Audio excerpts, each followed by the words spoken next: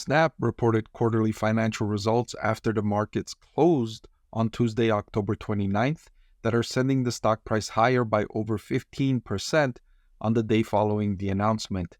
Now, I've had a lot of congratulations in the comments section because I've had Snap stock rated as a buy. I've had it rated as one of my top stocks to buy. So a lot of my viewers are saying congratulations for being right on this recommendation. But I want to say not so fast, because I've had Snap rated as a top stock to buy all year long in 2024. And if you look at the year-to-date results, Snap is actually still down 26%. So I'm happy to see that it's up over 15% following the earnings results. But Snap is still one of my worst recommendations year-to-date here in 2024.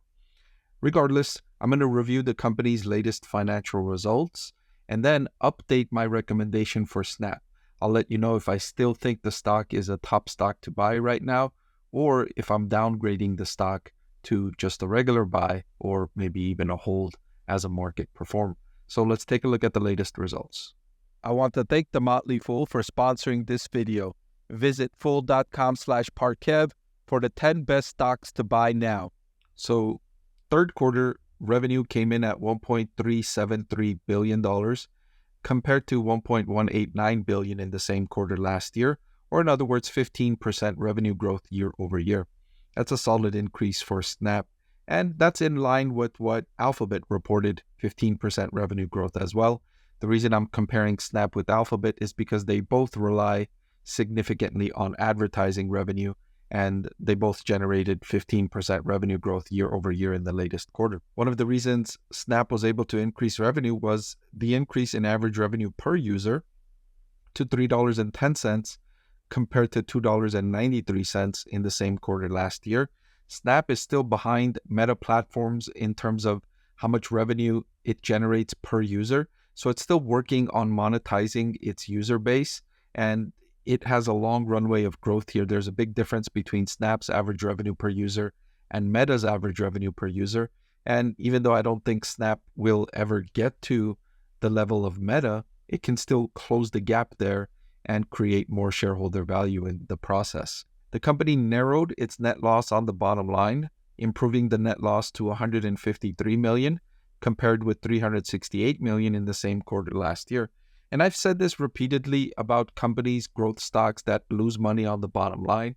I don't mind companies losing money on the bottom line if they're demonstrating progress towards profitability, and if I can see a path towards profitability. And I do see that with Snap. Snap is one of the companies that's demonstrated great progress towards profits, and its cash flow have been positive for an extended period now. In the latest quarter, operating cash flow came in at $116 million. That's up from just $13 million in the same quarter last year. And free cash flow came in at $72 million compared to negative $61 million in the same quarter last year. So demonstrating excellent progress on that front. The company has a strong balance sheet, $3.2 billion of cash, and not so much debt. The debt is much smaller compared to the cash and marketable securities on the balance sheet.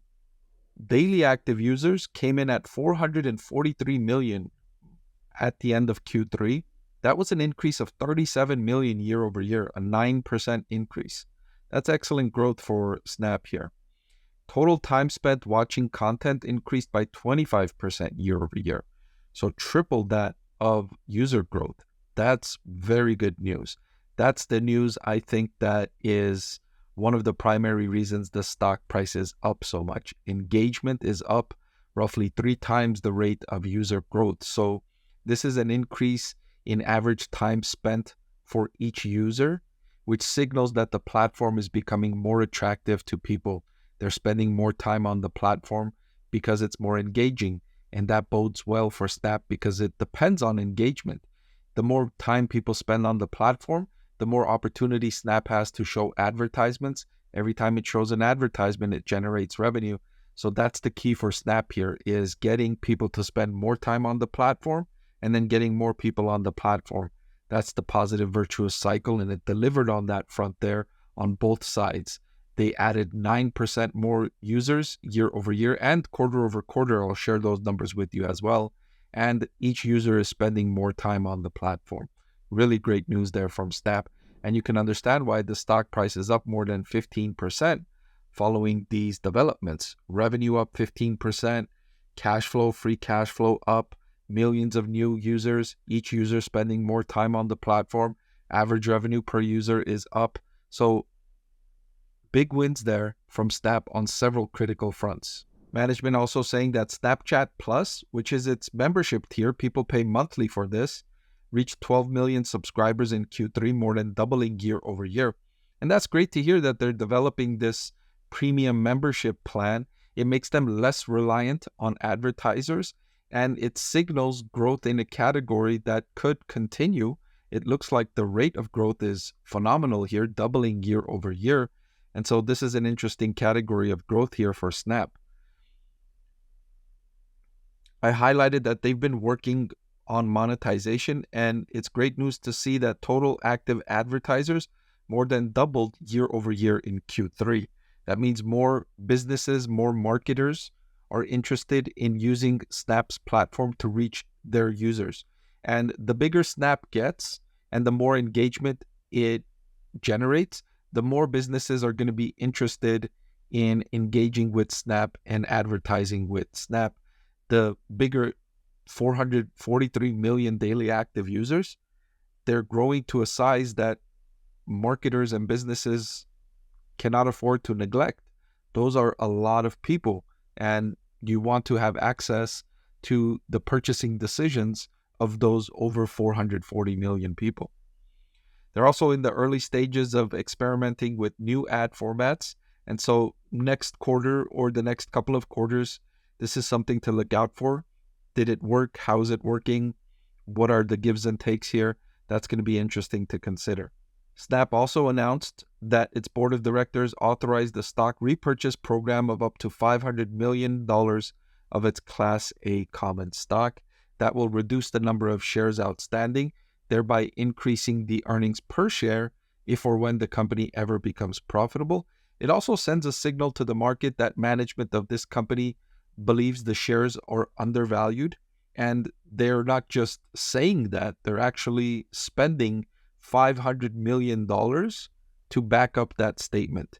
So Snap management undoubtedly feeling shares are undervalued, as I've been saying all year long in 2024. So two things to note about Snap's daily active user growth.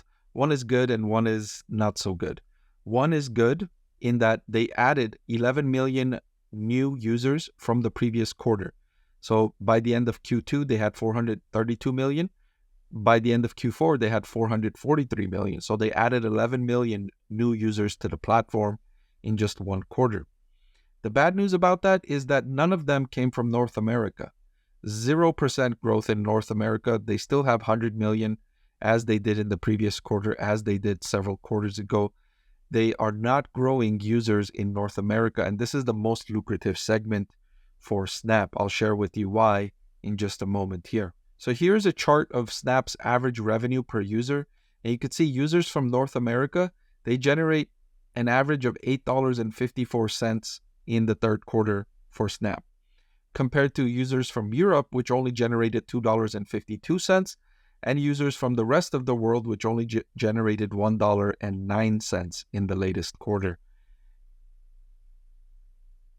And so you can see the vast majority of its growth came from users in the rest of the world. 9 million out of the 11 million came from this part of the world, where they are generating less than 1/8 of the revenue per user as people from North America. So if you want to get picky about Snap's latest quarter, that's one number that was not excellent, and that's one number that was meh for Snap investors.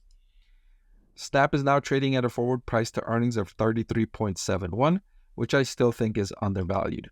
So to update my recommendation, I still think Snap is a top 10 growth stock to buy and a top 25 overall stock right now, according to my calculations and my personal decision-making criteria. Hey everyone, if you like watching my videos, then I've added a great complimentary product just for you. I've created a book, I've written a book that's available for sale now that highlights my 6-step investing framework. Even if you don't follow that investing framework, just reading it and knowing how I evaluate stocks will make it a lot more interesting and informative to watch my videos. I've added the link in the description below.